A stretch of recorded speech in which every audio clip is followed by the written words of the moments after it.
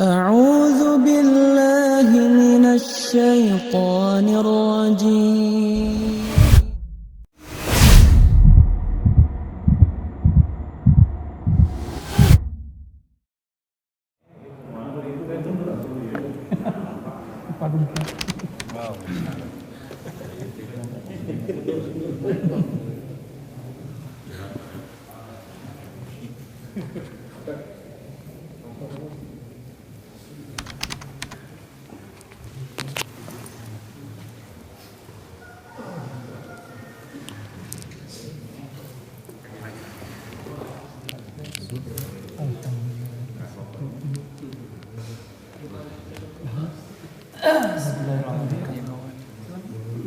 Assalamualaikum warahmatullahi wabarakatuh. Alhamdulillahirabbil alamin. Bapak sekalian, alhamdulillah, puji syukur kita sama-sama panjatkan kehadirat Allah Subhanahu wa taala.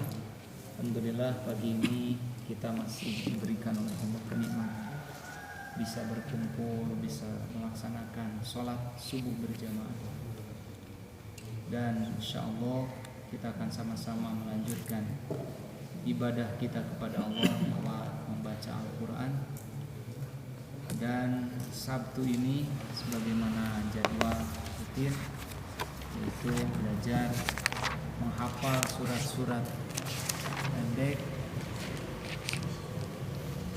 Kemarin An-Nas, Al-Falaq, berarti sekarang Al-Ikhlas.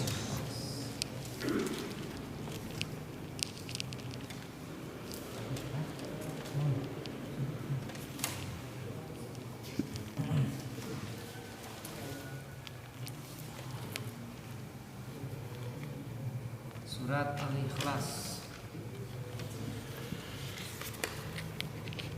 Silakan Pak Hasim.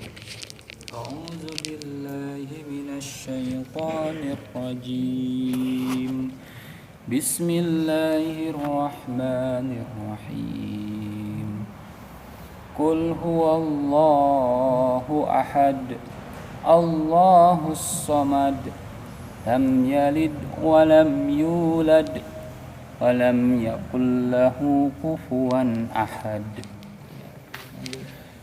أعوذ بالله من الشيطان الرجيم بسم الله الرحمن الرحيم قل هو الله أحد الله الصمد لم يلد ولم يولد ولم يكن له كفوا أحد أعوذ بالله من الشيطان الرجيم بسم الله الرحمن الرحيم قل هو الله أحد الله الصمد لم يلد ولم يولد ولم يكن له كفوا أحد أعوذ بالله من الشيطان الرجيم بسم الله الرحمن الرحيم قل هو الله أحد الله الصمد لم يلد ولم يولد ولم يكن له كفوا أحد أعوذ بالله من الشيطان الرجيم بسم الله الرحمن الرحيم قل أعوذ برب قل هو الله أحد الله الصمد لم يلد ولم يولد ولم يكن له كفوا أحد أعوذ بالله من الشيطان الرجيم بسم الله الرحمن الرحيم قل هو الله أحد Allahus samad. Lam yalid walam yulad walam yakul lahu kufuwan ahad. A'udzu billahi minasyaitonir rajim. Bismillahirrahmanirrahim. Qul huwallahu ahad. Allahus samad. Lam yalid walam yulad walam yakul lahu kufuwan ahad. A'udzu billahi minasyaitonir rajim. Bismillahirrahmanirrahim. Qul huwallahu ahad. Allahus samad. Lam yalid walam yulad walam yakul lahu kufuwan ahad. A'udzu billahi minasyaitonir rajim. Bismillahirrahmanirrahim. Qul huwallahu ahad. Allahus samad. Lam yalid walam yulad walam yakul lahu kufuwan ahad. A'udzu billahi minasyaitonir rajim. Bismillahirrahmanirrahim. Qul huwallahu ahad. Allahus samad. Lam yalid walam yulad walam yakul lahu kufuwan ahad. A'udzu billahi minasyaitonir rajim. Bismillahirrahmanirrahim. Qul huwallahu ahad. Allahus samad. Lam yalid walam yulad walam yakul lahu kufuwan ahad. A'udzu billahi minasyaitonir rajim. Bismillahirrahmanirrahim. Qul huwallahu ahad. Allahus samad. Lam yalid walam yulad walam yakul lahu kufuwan ahad. A'udzu billahi minasyaitonir rajim. Bismillahirrahmanirrahim. Qul huwallahu ahad. Allahus samad. Lam yalid walam yulad walam yakul lahu kufuwan ahad. A'udzu billahi minasyaitonir rajim. Bismillahirrahmanirrahim. Qul huwallahu ahad. Allahus samad. Lam yalid walam yulad walam yakul lahu kufuwan ahad. A'udzu billahi minasyaitonir rajim. Bismillahirrahmanirrahim. Qul huwallahu ahad. Allahus samad. Lam yalid walam yulad walam yakul lahu kufuwan ahad.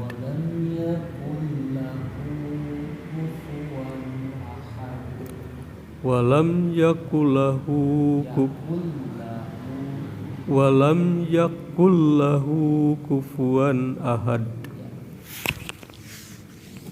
A'udzu billahi minasyaitonir rajim. Bismillahirrahmanirrahim. Qul huwallahu ahad. Allahus samad.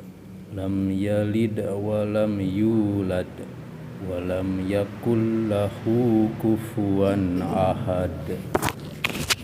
A'udzu billahi minasyaitonir rajim.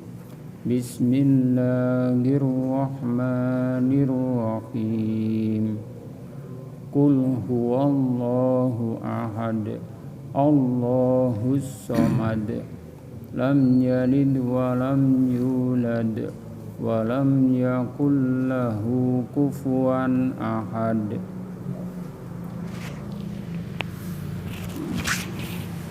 أعوذ بالله من الشيطان الرجيم بسم الله الرحمن الرحيم قل هو الله أحد الله الصمد لم يلد ولم يولد ولم يكن له كفوا أحد أعوذ بالله من الشيطان الرجيم بسم الله الرحمن الرحيم قل هو الله أحد الله الصمد لم يلد ولم يولد ولم يكن له كفوا أحد. Ya, Rifki silakan. Rifki. أعوذ بالله من الشيطان الرجيم بسم الله الرحمن الرحيم قل هو الله أحد الله الصمد لم يلد ولم يولد ولم يكن له كفوا أحد. Ya, alhamdulillah. Kasih Ki. Terima kasih Pak Ustaz. Baik Bapak sekalian diperhatikan. Alhamdulillah. A'udzu billahi minasy syaithanir rajim. Bismillahirrahmanirrahim. Qul huwallahu ahad. Allahus samad. Lam yalid wa lam yulad wa lam yakul lahu kufuwan ahad. Qul huwallahu ahad. Ya. Pertama yang harus diperhatikan ketika kita membaca surat Al-Ikhlas, Al-Falaq, An-Nas adalah makhorijul huruf atau makhraj huruf qaf. Ya. Jangan sampai tertukar dengan huruf kaf. Ya. Ada qaf, ada kaf. Dekat makhrajnya karena sama-sama di lidah. Ya. Qaf di ujung lidah bagian dalam, qaf. Ya. Sedangkan kaf di depannya sedikit. Jadi kalau bentuk lidah tuh gini, qaf di sini, kaf di depannya. Ya. Jadi qaf, kaf. Hanya bunyi yang keluar ya. Kalau qaf itu dalam mulut Bapak tuh penuh. Qaf. Beda dengan kaf. Makanya qul dengan kul. Ya. Qul. Makanya qul. Jadi si dalam mulut itu penuh. Kenapa penuh? Karena pengucapannya mulut itu terbuka karena posisi mengucapkannya dari dalam. Qul. Gitu ya. Bukan kul. Gitu ya. Bukan kul. Makanya kalau Bapak bilang qul huwallah, tidak ada ekspresi. Yang kedua, tidak kedengaran penuh qafnya. Qul huwallahu ahad. Qul huwallah, Beda enggak? Qul huwallah. Qul huwallah. Beda? Beda. Karena qul sekali lagi ujung lidah dalam. Ya. Ini biasanya yang paling sulit dan orang kalau tidak terbiasa ya mengucapkan huruf qaf itu rata-rata sama dengan dia mengucapkan huruf kaf. Apalagi kalau udah bawaana suratna bacaannya cepat. Bismillahirrahmanirrahim. Qul huwallahu ahad. Gitu ya. Qul huwallah. Biasa itu kaf itu. Tapi qul huwallah. Jadi ada berat pengucapannya. Ya. Yang kedua yang harus Bapak perhatikan adalah ketika lam sukun. Qul. Hati-hati, kesalahan yang sering tidak terasa itu lamnya mantul. Qul huwallah gitu. Qul ya.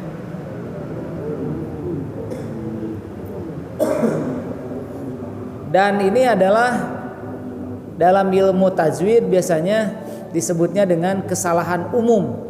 Jadi kesalahan umum itu kesalahan mayoritas, banyak. Sama dengan alham gitunya, alham padahal alham tidak ada pantulan. Sama dengan qul huwa qul, nah gitu ya. Jangan qul huwa langsung qul. Jadi caranya lidah itu tidak boleh dilepas kecuali langsung mengucapkan kalimah atau huruf setelahnya. Huruf setelah lam ha berarti qul huwa langsung. Tidak boleh ada jeda. Ya, tidak boleh ada jeda. Qul huwa. Nah, jeda itulah yang membuat lam jadi mantul. Karena lidahnya belum begitu ngucapin lepas.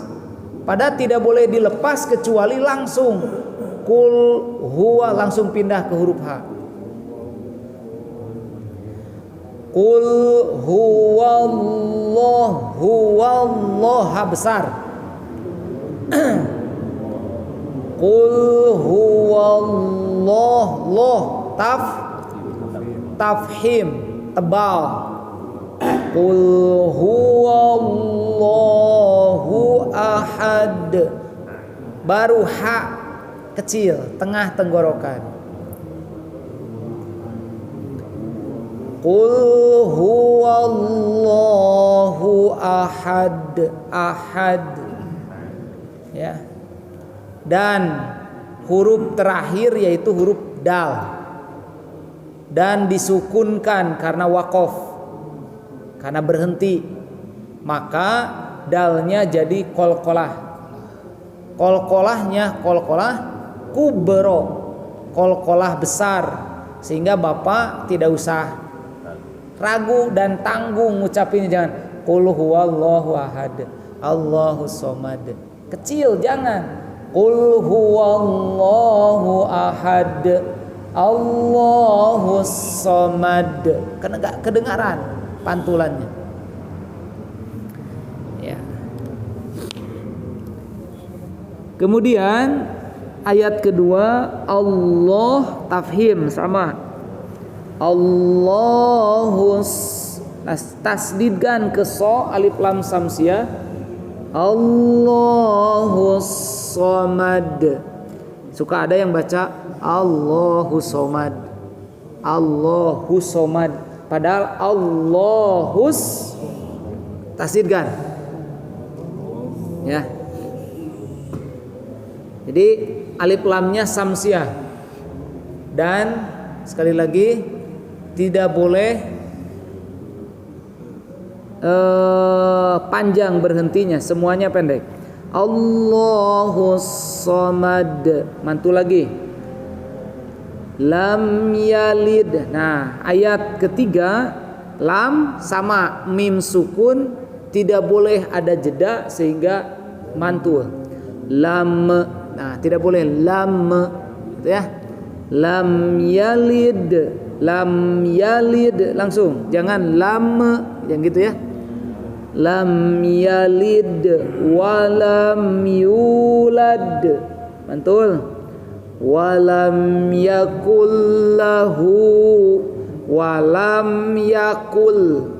Alih apa idgham? Idgham bila guna. Jadi hanya masuk saja ke lam tapi tidak dipanjangkan. Walam yakul lahu kufuwan ahad. Kufu pakai fa, ujung gigi kena ke tengah bibir bawah. Kufuwan ahad.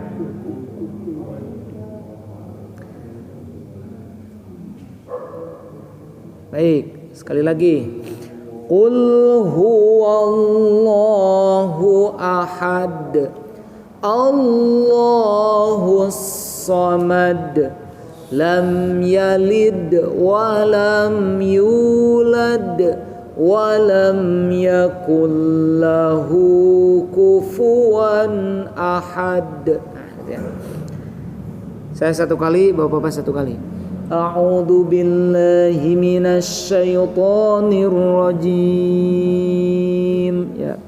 A'udzu billahi minasy syaithanir rajim. Bismillahirrahmanirrahim. Bismillahirrahmanirrahim. Qul huwallahu ahad. Qul huwallahu ahad. Allahus samad. Allahus samad. Lam yalid wa lam yulad. Lam yalid wa lam yulad. Wa lam yakul lahu kufuwan ahad. Wa lam yakul lahu kufuwan ahad. Ya. Baik, ada pertanyaan tajwidnya?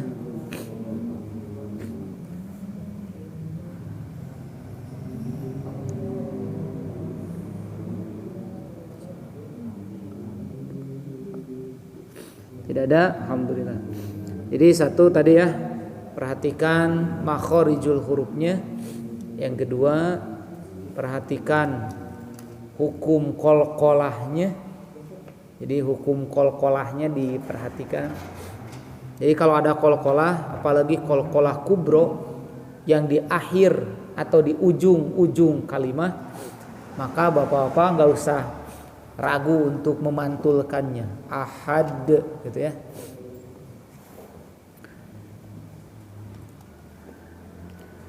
Surat Al-Ikhlas ini surat ke-112 ya. Turunnya di Mekah, maka disebut surat Makkiyah ya. Terjemahnya Qul huwallahu ahad. Katakanlah dialah Allah yang Maha Esa. Jadi dalil yang menyatakan bahwa Allah itu satu adalah Qul huwallahu ahad. Jadi kalau Bapak suatu saat ada yang nanya atau ada pertanyaan bahwa mana ayat yang mengatakan Allah itu satu-satunya, maka inilah ayatnya. Qul huwallahu ahad.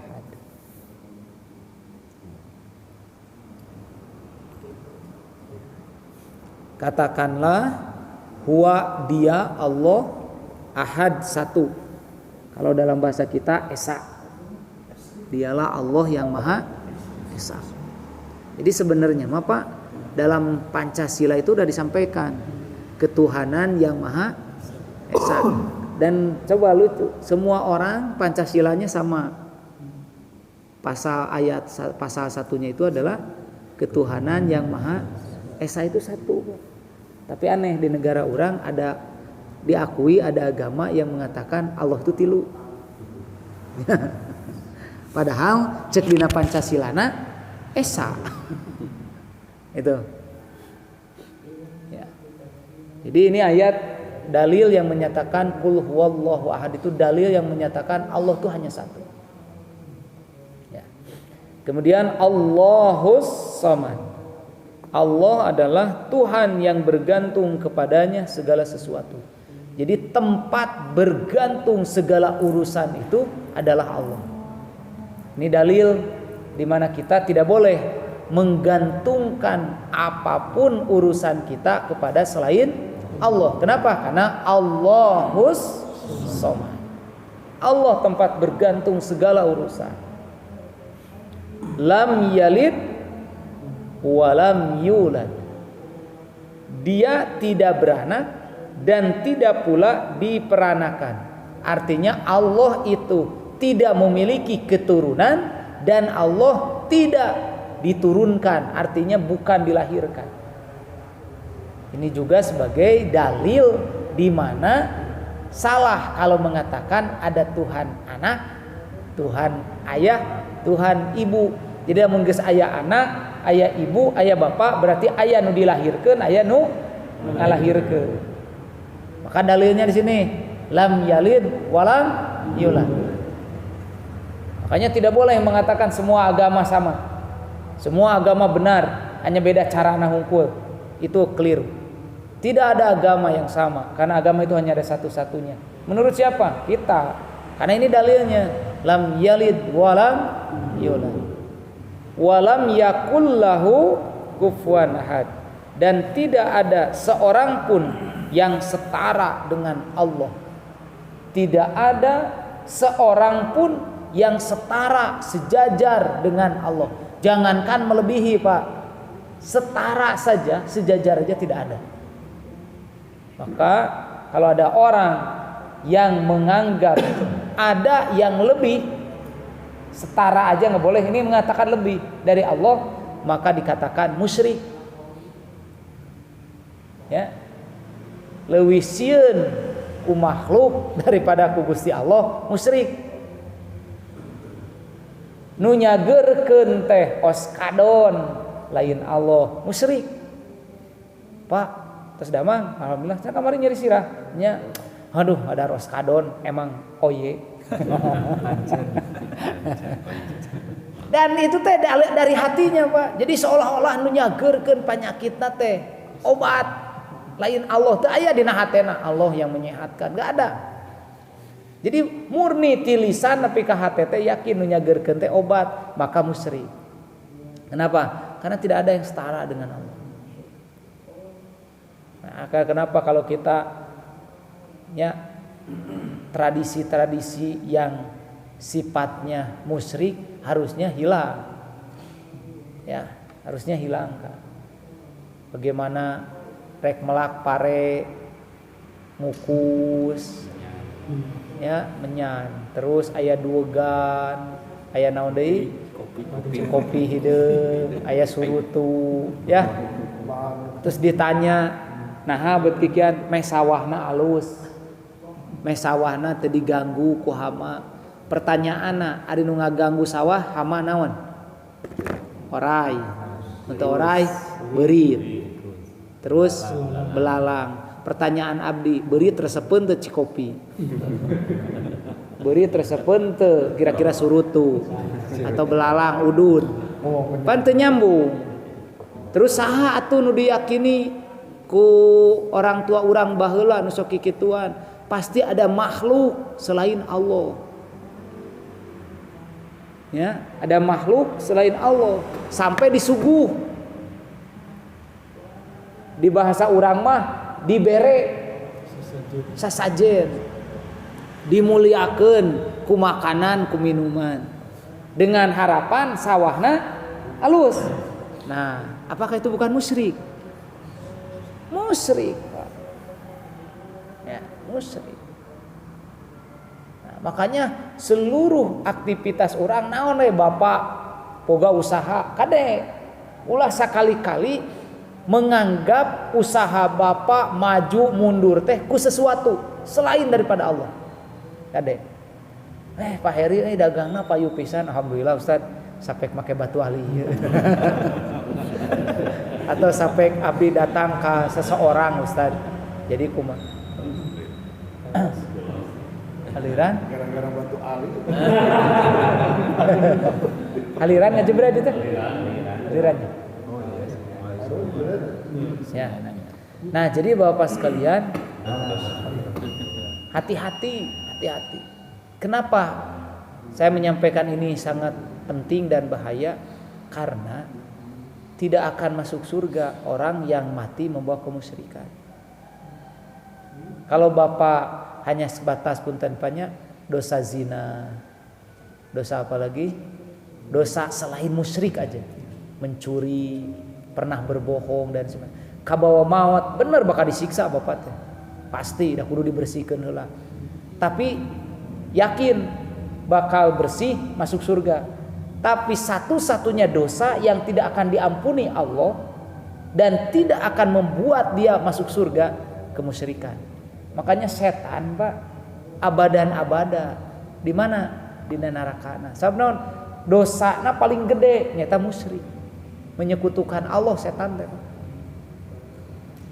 Karena dia memposisikan diri sebagaimana Allah. Fir'aun, Qarun, itu mah abadan-abada di neraka. Moal aya istilah Qarun diampuni ku Allah engke pas kiamat teu aya. Fir'aun ke mah bakal sarua jeung urang geus beak dosana diasupkeun surga moal. Ya. Abu Jahal, Abu Lahab, duka ta Abu nu can paeh nu ayeuna hiji deui. Ya, seta. Duka seta. Mudah-mudahan tobat sebelum mautnya, mudah-mudahan kita doakan. Da masih hirup manehna. Tapi nu jelas ketika orang-orang terdahulu yang Allah katakan di dalam Quran, Abu Jahal, Fir'aun, Qarun dan lain sebagainya termasuk Abu Lahab sampai diabadikan oleh Allah dalam surat Al-Hab ya, istri Abu Lahab itu mah Pak tidak ada kan dalil nanti mereka pun kalau sudah disiksa di neraka bersih dosanya masuk surga jadi penghuni surga, nggak ada, mereka mah abadan-abada. Makanya diabadikan sebagai pelajaran bagi kita tong nurutan si eta gitu. Nah, inilah ayat sekali lagi surat yang disampaikan oleh Allah tentang menjaga kesucian Allah. Jadi Al-Ikhlas ini disebut ayat tauhid. Ya, selain banyak dalam ayat lain. Tapi Al-Ikhlas ini adalah surat tauhid, ayat tauhid yang menyatakan tentang maha sucinya Allah, satu-satunya Allah yang maha besar dan maha tinggi Allah. Sehingga kalau Bapak bicara surat Al-Ikhlas sekali lagi bicara mentauhidkan Allah. Nah, ada koreksi kemarin saya menjelaskan ada kesalahan bahwa membaca surat Al-Ikhlas ini sama dengan membaca sepertiga Al-Quran, bukan khotam. Pas sama dengan Bapak membaca sepertiga dari Al-Quran. Jadi kalau pingin khotam baca seberapa kali? Itu Pak. Jadi kalau Bapak pingin mengkhotamkan Quran cukup membaca 3 kali. Itu sama dengan khotam. Karena satu baca surat Al-Ikhlas kata Nabi sama dengan membaca sepertiga dari Al-Quran. Makanya Sayyidina Ali tanya ketika melamar Siti Fatimah putri Nabi, dia hanya membaca 3 kali surat Al-Ikhlas. Nah, cenah Ali maneh mah tere khotam teh pan 3 kali baca Al-Ikhlas. Kenaon cenah? Apaan kata engkau ya Rasulullah, siapa yang membaca Al-Ikhlas 1 kali maka sama dengan membaca sepertiga daripada Al-Quran. Maka saya membaca 3 kali berarti saya udah khotam. Emang cek Nabi anjeun mah pinter. Itu. Ya. Jadi sekali lagi membaca surat Al-Ikhlas sama dengan mengkhotamkan sepertiga atau membaca sepertiga daripada Al-Quran. Makanya bagus kalau kita setiap mau tidur Pak, mau tidur membaca 3 surat ini, Al-Ikhlas, Al-Falaq, An-Nas. Jadi satu, kita berlindung kepada Allah dari jin, dari kejahatan manusia, dari tukang sihir dan lain sebagainya. Dan Al-Ikhlas itu sebagai bentengnya, karena tidak ada yang bisa mencelakakan, tidak ada yang bisa ngirim guna-guna, tidak ada yang bisa mensihir kita, tidak ada yang membuat kita celaka kalau Allah melindungi kita. Siapa Allah? Ahad, Allah satu-satunya yang melindungi kita. Maka Nabi selalu mencontohkan ini setiap mau tidur baca surat itu ya. Kemudian yang selanjutnya ingin saya diskusi dengan Bapak-bapak, coba apa perbedaan Bapak menghafal surat ini, surat-surat pendek, 3 surat, udah 3 surat nih, An-Nas apa, dengan ketika Bapak diberi amanah menghafal An-Naba. Perasaan apa yang paling berbeda?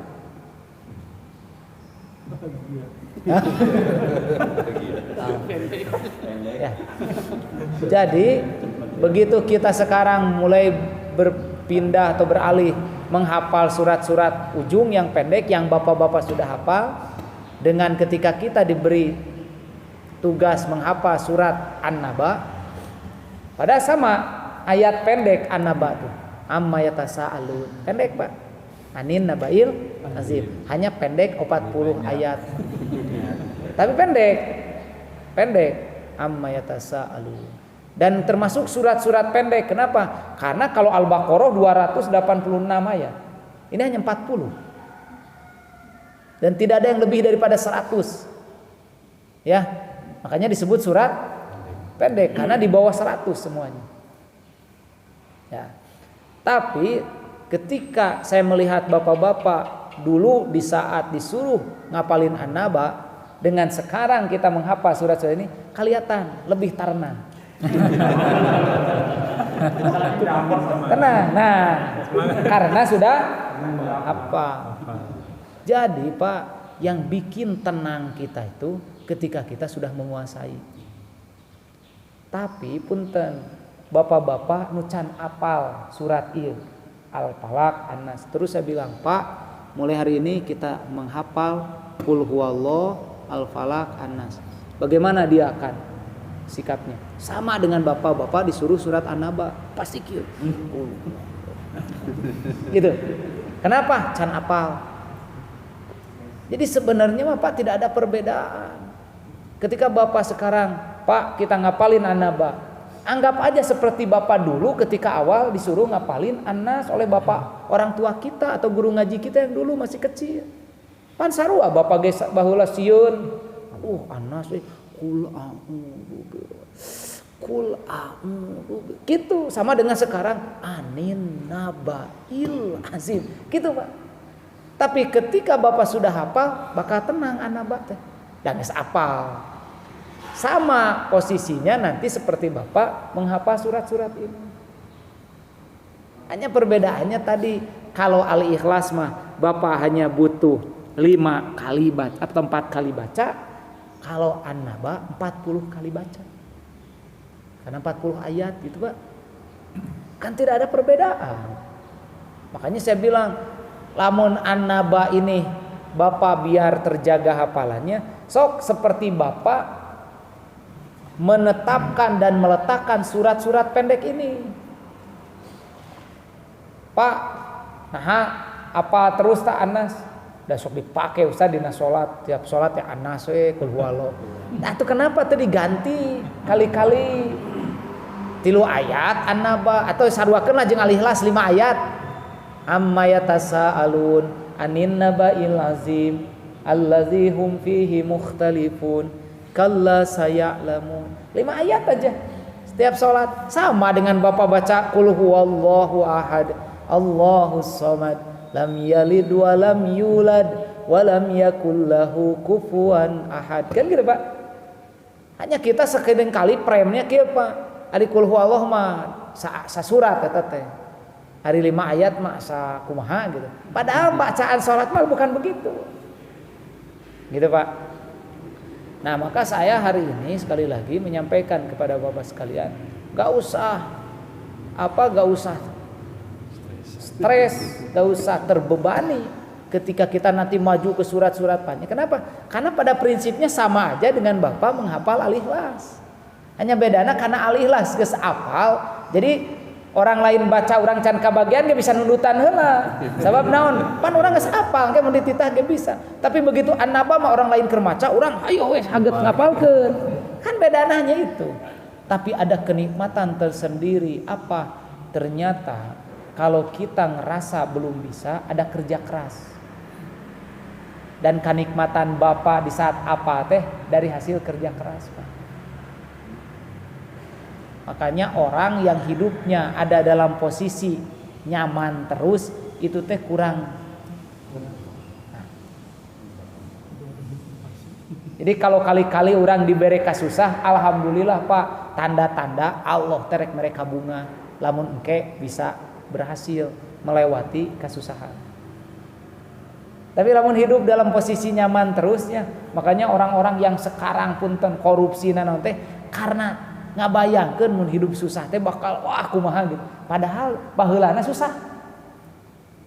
Manehna baheulana susah, akhirnya sakola, belajar, akhirnya pinter we. Geus pinter tah diangkat jadi pejabat, diangkat jadi menteri, diangkat jadi anggota dewan. Karena pinter. Kenapa pinter? Karena dulunya belajar, Pak. Sok lamun boloon mah moal, Pak.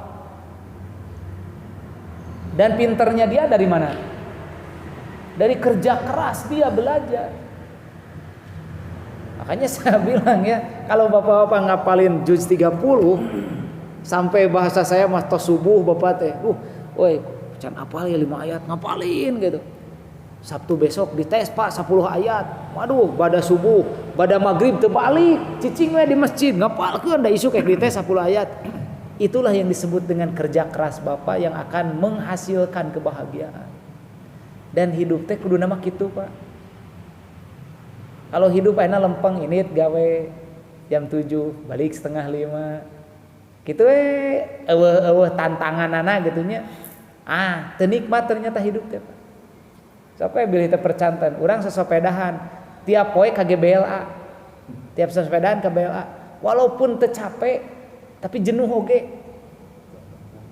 Makanya kali-kali mah Pak ke CR. Ya. Kali-kali ka mana deui? Ka Batu Kuda. Bosan cenah sepeda, kali-kali naik motor. Touring. Kali-kali bosan cenah naik mobil, bring naik mobil. Karek Bapak ngenikmatin hidup teh. Kayak gini sama, Pak. Nah, makanya sekali lagi saya meyakinkan kepada Bapak sekalian, tidak ada yang sulit kalau kita mau berikhtiar. Dan ikhtiar itulah yang dihargai oleh Allah. Ya. Hanya sekarang kan Al-Ikhlas, Al-Anas, Al-Falaq, Anas kan terus maju ta, Pak? Cing yakin Bapak teh bakal ketemu deui jeung Anaba, jeung Anas.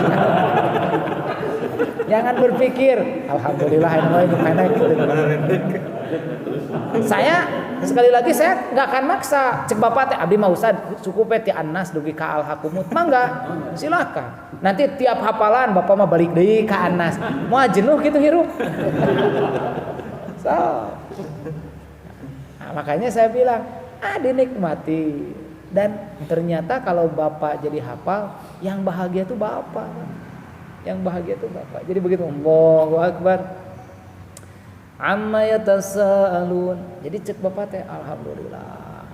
Ayat tambahan apa surat. Itu ya Pak ya. Jadi sekali lagi mudah-mudahan hafalan ini benar-benar menjadi aktivitas yang tidak terlewatkan dalam hari-hari kehidupan kita. Ya. Walaupun hanya 2 ayat, 3 ayat. Kita nanti sampaikan ya hadis-hadis berkaitan dengan keutamaan menghafal Al-Qur'an. Jadi orang-orang yang menghafal Quran itu diberi karunia oleh Allah. Tapi kesimpulannya mau baca Quran, mau hafal Quran, rajin ke masjid, sholat ke masjid, sedekah, apapun amal soleh yang Bapak lakukan, tolong periksa ya, tolong periksa hatinya, apakah benar-benar lillahi ta'ala atau tidak. Karena yang membuat kita tenang menghafal Quran, nyaman menghafal Quran, tenang melakukan sholat, nyaman, dan semua itu kalau niatnya karena Allah. Maka niat yang karena Allah akan membuat kita nyaman, tenang melakukan amal-amal ini. Dan diukur oleh Bapak sudah sejauh mana rajinnya Bapak baca Quran mendekatkan diri Bapak ke Allah. Jadi periksa dan rasakan. Saya rajin baca Quran teh geus ngarasa deketnya jeung Allah. Bagaimana cara ngukur dekat dengan Allah? Sejauh mana Bapak meninggalkan maksiat atau meninggalkan dosa? Sejauh mana Bapak ingat dengan kematian? Itunya. Jadi mun Bapak rajin baca Quran teh punten Pak, harus bener-bener Bapak teh jadi sadar, saya teh geus kolot, saya teh umur teh duka sabaralila deui, lamun bacaan Quran saya teh jadi ibadah, teh jadi amal soleh. Kumaha mun besok saya mau can boga bekal. Gitu. Karena ada orang yang mohon maaf Pak, kalau tidak lillahi ta'ala apa 30 juz apa, tapi tidak membuat dia dekat dengan Allah. Nah ini yang kita takutkan, kita khawatirkan. Kita takut kalau sholat kita itu tidak mendekatkan kita ke Allah. Ada gitu Pak Ustaz? Banyak Pak. Orang hafal Quran tapi teu boga takzim. Apa takzim itu?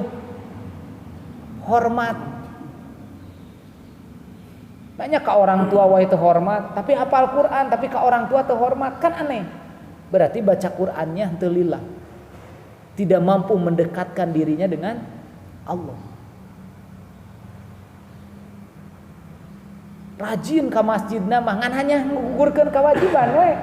Salat berjamaah ka masjid wae, tara di imah ka masjid wae. Tapi punten ngucapin salam ka tatangga wae teu bisa. Sok pertanyaan abdi, kalau Bapak rajin ibadah dan benar-benar salat itu kepada Allah, bagaimana mungkin Pak kalau orang kenal dengan Allah dia tidak punya akhlak yang baik dengan orang sesama manusia? Kan aneh. Makanya kita harus terus mengevaluasi ibadah kita Pak. Urang teh geus rajin salat, urang teh geus rajin ngaji. Nah aku naon ka istri ngabohong wae. So, pertanyaan abdi, salat kita teh mampu menjaga kita dari perbuatan dosa kuduna mah. Nah sekarang urang geus ibadah geus salat tapi dosa can bisa ditinggalkeun. Pertanyaanna naon nu salah Pak? Maka periksa niatnya. Kalau bapak-bapak pelaku bisnis, tukang dagang ataupun apa, rajin sholatna, bahkan Quran ngaji, belajar, tapi kenapa kalau bisnis masih kena bohong, nipu, mengurangi timbangan dan lain sebagainya? Tolong diperhatikan. Jangan-jangan ibadah saya hanya ngagugurkeun kewajiban, bukan untuk mendekatkan diri saya ke Allah. Karena yang paling penting dalam ibadah, Bapak mampu mengenalkan Bapak ke Allah, mampu ngadeketkeun jiwa orang jeung Gusti. Eta nu paling penting dina ibadah mah, lain dipuji ahli ibadah, lain dipuji ahli masjid, lain dipuji hafizoh gitu. Makanya sematan nama itu teh Pak, lamun teu hati-hati mah punten bisa melupakan hati kita. Bapak disebut profesor, doktor, itu teh kalau tidak hati-hati punten bisa lupa diri kita tuh kepada diri kita yang sebenarnya, karena dengan gelar itu profesor, doktor yang terhormat itu teh kalau Bapak enggak nyadar termakan dengan sebutan itu. Banyak orang yang tidak jujur kepada dirinya gara-gara gelar itu Pak. Akhirnya apa? Melupakan kekurangan dirinya. Asa geus sampurna sebab naon? Geus dihormati dengan istilah-istilah itu. Aduh, benar disebut Al-Hafiz beuna. Hafiz Quran. Itu teh kalau termakan, aduh Pak, udah tuh lupa karena kalimah-kalimah Al-Qur'an. Kita disebut haji aja disebut haji Pak. Asa mulia disebut haji. Maka orang termakan dengan gelar itu, lupa kepada siapa dirinya, bahkan lupa kepada kekurangan dirinya, karena termakan dengan sebutan. Aduh, ini yang sekali lagi yang sedang coba kita tafakuri bersama. Jadi kalau Bapak sekarang belajar Al-Quran, kemudian Bapak sekarang rajin ke masjid, sambil diperiksa hati. Jadi kalau sekarang saya rajin ke masjid, apakah sudah benar-benar ngerasakan kedekatan dengan Allah atau tidak? Karena kalau tidak jadi mendekatkan diri kita ke Allah, kayaknya mah rugi, Pak. Ya, rugi ibadah yang kita lakukan sekuat-kuatnya itu gitu. Ya, kalau tidak mampu mengenalkan kita ke Allah. Ya, makanya kita terus evaluasi ini hubungan kita dengan makhluk. Karena buah nih ya, buah dari tauhid itu, buah dari keyakinan ke Allah itu salah satunya adalah baik hubungan dengan sesama makhluk, memiliki akhlak yang mulia. Kan Nabi teh punten yakin ke Allah. Nabi teh deket jeung Gusti. Lalu apa yang terlihat dari kedekatan Nabi ke Allah? Ibadah mahdohnya kelihatan, tahajud teu eureun. Terus apa lagi? Baca Quran teu eureun. Itu kedekatan diri dengan Allah. Dan nampak dari apa? Kata-kata, dari sikap, dari hubungan dengan sesama manusia. Nah, kita insya Allah ibadah sedang berikhtiar nih, sholat berjamaah terus di masjid, Quran kita baca dan sedikit-sedikit kita hafalin. Nah, tolong periksa sejauh mana dampak ibadah-ibadah ini kepada ibadah sesama makhluk. Awali dari lingkungan terdekat. Sudah sejauh mana akhlak kita kepada istri? Sudah sejauh mana akhlak kita kepada anak-anak kita? Sudah sejauh mana akhlak kita kepada orang tua kita? Sudah sejauh mana akhlak kita kepada tetangga-tetangga sekitar kita? Diperiksa gitu Pak. Karena kita khawatir. Yang dikhawatirkan kita itu bukan tidak hafal Quran Pak, dalam terus macam abdi bakal hafal. Yang kita khawatirkan bukan karena kita tidak bisa sholat berjamaah, karena asal mau melangkah bisa berjamaah. Tapi yang kalau kita yang paling dikhawatirkan apa? Semua yang kita lakukan itu tidak sampai kepada Allah. Maka keikhlasan itu jadi alamat Pak. Saya pernah menyampaikan kan ke Bapak. Barang bagus barangnya, mahal harganya, dikirim oleh kita kepada seseorang tuh bakal sampai dan diterima kalau alamatnya jelas. Bapak sholat, ngaji, baca Quran, sudah bagus itu teh Pak, sudah bagus. Karena itu ibadah-ibadah mahdoh yang terbaik yang dicontohkan Rasul. Terus ada kasaha ku Bapak dikirimna ka Gusti Allah cek Bapak teh. Terus alamatna kumaha? Alamatna teh ternyata salah, lain ka Allah, tapi hayang disebut ahli sholat, hayang disebut ahli masjid, yang disebut orang soleh, berarti lain ke Allah alamatna. Berarti sealus-alusna Bapak ayeuna ibadah, ari alamatna salah mah teu nyampe ke Gusti Allah. Kayak papanggih jeung Gusti Allah kana neraka. Nah ya Allah pan baheula abdi tos ngirim salat, tos ngirim bacaan Quran, tos ngirim sedekah. Ceuk Gusti Allah, teu nyampe. Eueuh nu nyampe hiji acan. Cing, cek deui baheula alamatna ka mana? Dibuka we ku Gusti Allah teh hate urang Pak. Oh ternyata katingali pisan alamatna teh. Tuh lain ka Allah atuh mah alamatna ge. Hiji alamatna meh dipikaresep ku pamajikan. Sabab pamajikan maksa wae ditah ka masjid. Jadi maneh mah salatna teh karena sieun ku pamajikan. Katingali pisan alamatna teh. Oh wayahna teh cek Allah teh ieu mah teu nyampe nya da cenah alamatna ge salah. Tanyakeun ka pamajikan eta mah. Anu ieu cenah ya alamatna naon? Era ku tatangga. Lain ka Allah oge, tanyakeun we eta mah ka tatangga. Nah siga kitu Pak, nanti teh dibuka satu-satu. Jadi mun urang ke protes ka Gusti Allah, ya Rabb kan saya udah puasa. Bahkan lain Ramadan hungku Syawal ge saya beres genep poe. Bahkan langsung lapar-lapar ge maksakeun saya teh. Cek Gusti Allah kela tapi eueuh catatanana ya kela ditingali teh kunaon ya alasan oh lain maneh mah cenah hayang gawe lancar ya hayang usaha lancar kelihatan dibukakan semua. Makanya Pak mudah-mudahan ya kita tidak sekali lagi hati kita tuh benar-benar dijaga dibersihkan dari niat ibadah selain daripada mendekatkan kita ke Allah. Karena tidak semua orang datang ke masjid itu bisa dekat dengan Allah Pak. Komo nu tara mah. Ieu mah nu sok datang geus siga urang ka masjid, cantang kuda urang deket jeung Allah. Karena ada orang yang datang ke masjid itu cek abdi tujuanana lain Allah. Macam-macam Pak. Kan cuma kan teka tingali aya dina hate.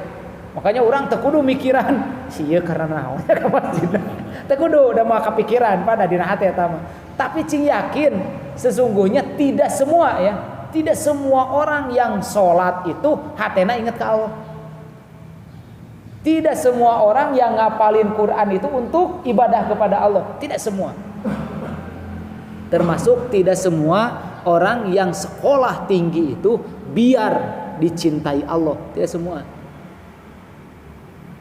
Macam-macam lah. Kamu dibukakan ke Gusti Allah teh Pak, katingali pisan macam-macam. Aya nu indit ka masjidna teh karena di imah pasea wae. Jadi nah rajin ke masjid, lieur lah daripada di imah carekan pamajikan. Aya nu karena dititah ku pamajikan. Bapak ke masjid. Ini ke masjid. Teh dititah mah diuk we. Ngan lamun pamajikan ke masjid. Kencang ini. Aya oge nu karena naon, Pak? Orang ke masjid, cok, selain dititah ku istri karena teu nyaman cicing di rumah, anu karena naon deui coba cok? Hah? Isin cenah ku tatangga. Karena ketingali ka masjid si Bapak ieu mah cenah. Terus karena naon deui? Gaul. Karena diajakan we ku tetangga nu sabeula. Lamun tetangga teu ngajak mah henteu. Ngan ku sabab tetangga ngajak ini. Aya oge nu karena naon, Pak? Aya nu karena era, karena pejabat, karena haji. Orang era geus haji mah nya teu ka masjid, batur disebut haji. Ya gitu nya. Macem-macem Pak, lamun kayak ditinggalikeun ku Gusti Allah nya. Waduh eta teh macem-macem urang dina hate teh. Tah urang mah bukan rangka hayang apa naon nu dibawa dina hate batur Pak. Tapi urang mah berusaha ngarasakeun mariksa naon aya dina hate urang. Fokusnya kadinya jadi mun Pak Haris teh genit ka masjid teh, Pak Haris teh mikir, ya Allah, naon di saya ka masjid. Mulai aya yang lain gancang luruskeun. Ya Allah, saya hanya ingin mengharapkan pahala karena Engkau yang menyukai dan nyuruh saya harus berjamaah di masjid karena saya laki-laki. Ya, aya oge nu sieun ka masjid teh sieun disebut laki-laki solehah. Karena cek istrina meuli mau kena Pak. Mun bapa di masjid di imah wae salatna dipangmelikeun mu kena ku mama. Meh jadi suami solehah. Aya nu disebut ka masjid. Apa aya oge nu karena geringan. Jadi di imah teh geringan, sugan we cager cenah ka masjid mah. Ya gitu Pak. Pokoknya mah bermacam-macam. Nah tugas urang mah pribadi urang mah mariksa hate urang we masing-masing. Gitu. Komo mah Pak Hasim sok punten di tahap 2 ka dieu. Make motor jalan kaki sih. Make motor. Tiap poe tuh bensinna keluar. Masya Allah tuh lamun teu mariksa eta Pak bayangkeun. Saya ti dieu ka Gerlong jauh Pak saja. Saya mikir gitu ya. Karena apa? Makanya suka nangis tuh ya kalau pas nyadar gitu Pak bahwa saya berangkat ke DTT lain karena Allah, karena pingin dapat uang, karena pingin begitu kerasa bisa nangis itu Pak. Tapi lamun teu ngarasa mah asal lempeng we. Tapi kalau semakin sering dievaluasi nangis. Nah urang ge geus waktuna beureun urang ge mariksanya, urang gawe geus sabaraha taun ya. Anu 40 tahun, 50 tahun gawe teh nya usaha neangan duit naon teh. Coba dipariksa karena naon? Urang enak digawe karena ibadah ka Allah atau semata-mata karena sieun sangsara di dunia. Pariksa, lamun Bapak nanti ngerasa gitu Pak nya dan benar-benar mengakui kesalahan itu, saya akan jamin Bapak-bapak pasti nangis. Sok malam-malam atau sendiri di rumah, tafakur sebentar Bapak teh. Mikir-mikir, mun isuk maot. Terus ditapakuri ku Bapak amal-amal Bapak selama ieu. Ngaji, baca Quran, termasuk mencari nafkah untuk keluarga. Di pikiran ku Bapak, nemu Pak titiknya ya, di mana kita sadar selama ini can lillahi taala, pasti meneteskan air mata. Dan kerasa nikmat, namun Bapak istighfar, taubat. Makanya titip sekali lagi, apapun yang kita lakukan, luruskan niat kita. Karena Allah. Mudah-mudahan kalau besok kita dipanggil oleh Allah, kalau besok harus kembali kepada Allah, mudah-mudahan surat-surat yang baru hafal yang pendek ini menyelamatkan kita, ngangkat derajat kita. Ya, insya Allah. Asal tadi niatnya karena Allah. Begitu Bapak sekalian, ada pertanyaan? Ya. Ya. Kalau kita datangnya ke sini mengharapkan pahala, maka itu salah alamat. Baik, itu aja. Sekarang siapa yang bisa ngasih pahala? Allah. Jadi kalau Pak Dadan sholat ke masjid karena pingin 27 derajat dari Allah, itulah karena Allah. Karena yang menjanjikan 27 pahala itu Allah. Tidak ada DKM atau saya Pak Dadan ke masjid diberi 27 ku saya. Teu aya, Pak. Jadi kalau orang karena pahala dari Allah, apapun yang dilakukan karena pahala dari Allah, itulah yang disebut dengan dari Allah. Kan dari Allah semuanya. Saya hanya ingin dapat kebaikan dari Allah, saya hanya ingin dapat ampunan Allah. Nah, kalau semuanya Allah dan bukan orang, itulah yang disebut dengan karena Allah Pak Dadan. Karena tidak ada yang ngejamin. Kamu kieu mah Pak Dadan ke masjid diberi 27 karung beas tiap sholat berjamaah. Rajin Pak Dadan, tah eta mah karena beas. Tapi kalau sekarang, Pak Dadan, kunaon sholat wae berjamaah? Pak, 27 pahalana berjamaah. Itulah yang disebut dengan karena Allah. Karena yang ngejanjikan itu kan Allah. Dan Pak Dadan tidak kelihatan 27-na. Apakah tiap balik Pak Dadan mau 27 naon? Henteu. Tapi geus yakin 27 derajat dapat ketika berjamaah. Ingat Pak, 27 itu berjamaahna Pak, di luar khusyukna. Ya. Nyamun Pak Heri berangkat ke masjid, berjamaah tah salat.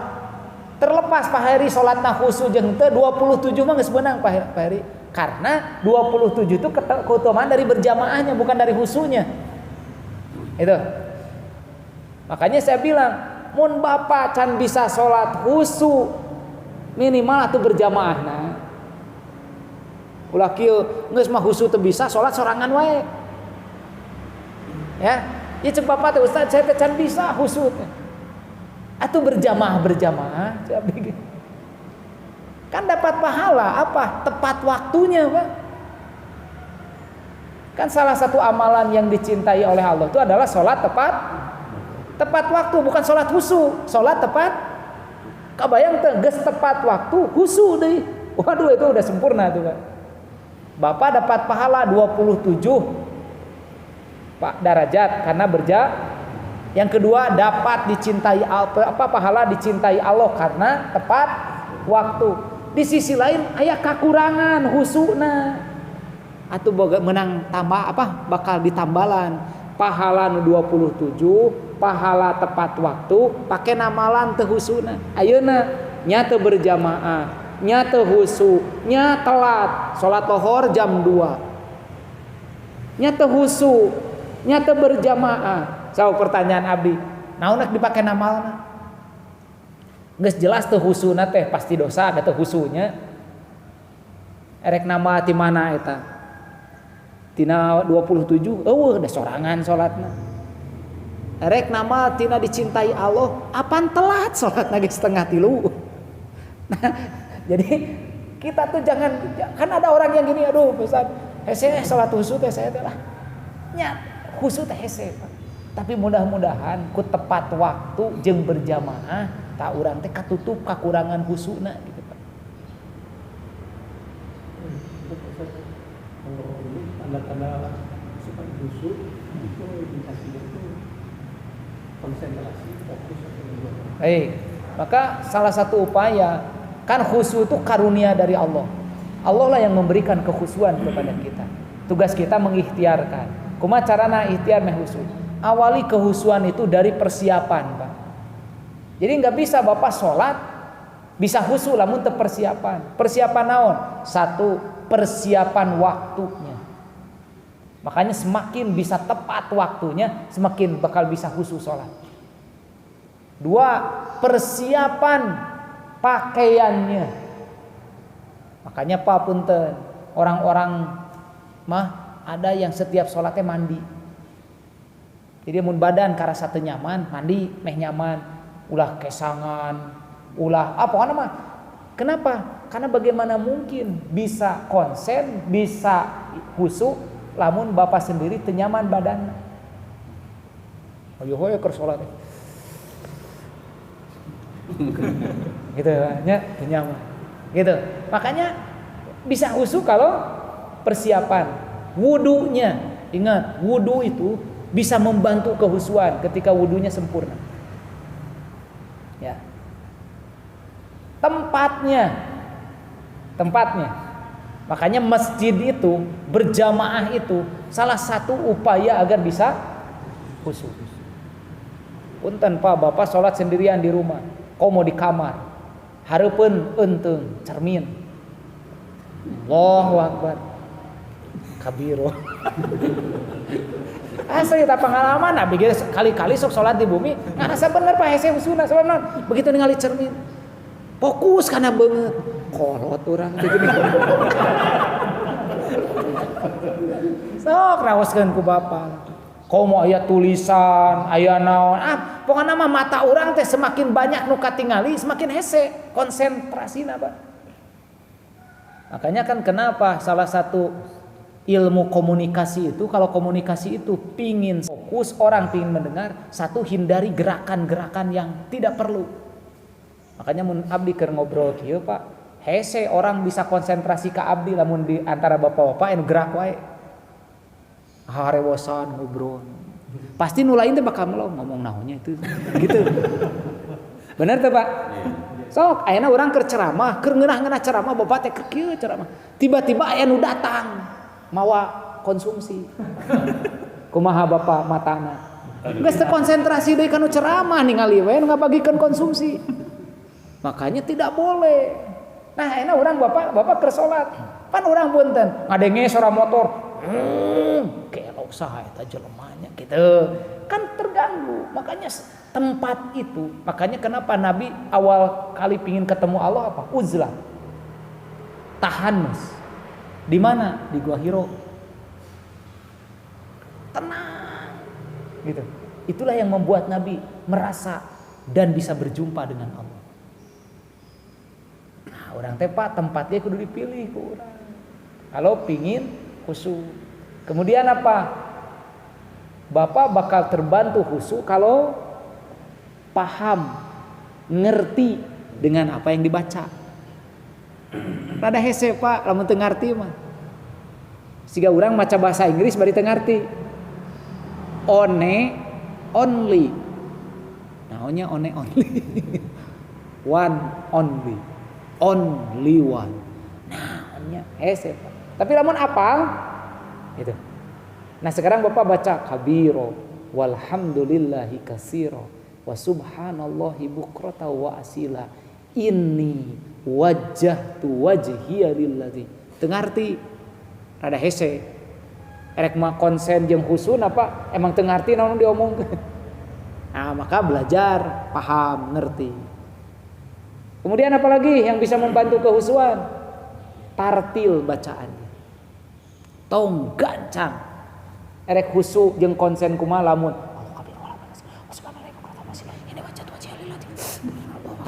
usah kaburu katinggalieun sebenarnya. Habis sabadan. Makanya sok cing tartil kabiro walhamdulillah katsir. Lain kudu kabiro walhamdulillah. Lain, tapi bacaan teh cing tertib gitu. Komo baca Fatihah mah jelas hukumna. Mun teu bener Fatihah berarti tidak termasuk salat.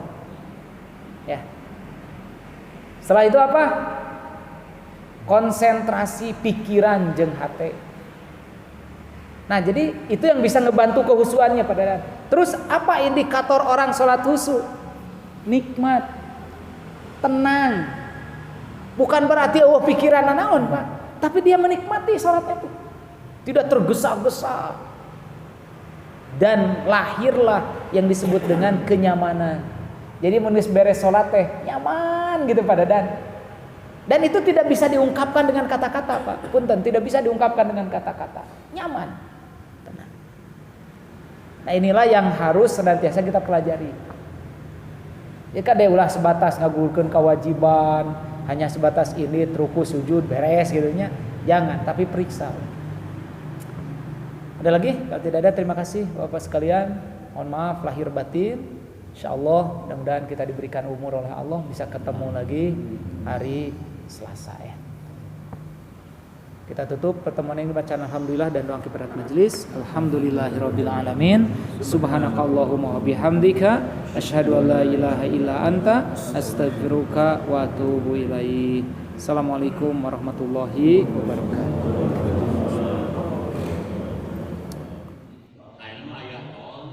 Oleh